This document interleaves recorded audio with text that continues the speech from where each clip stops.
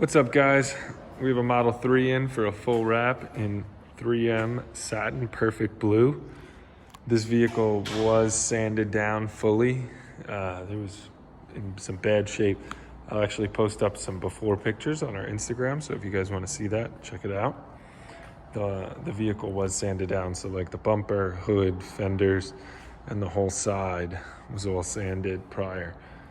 That way he has a nice finish. It was painted prior, and the work wasn't too, honestly, it really just wasn't up to par. So we had the body shop go over it. We added our little touches. We did do a gloss black blackout as well. That's with the 3M 2080 series. Powder coated his wheels. Really cleaned this thing up. And we're super, super happy with the finished outcome. I'm gonna pull it outside as well to get some pictures where you guys can see the difference from inside to outside.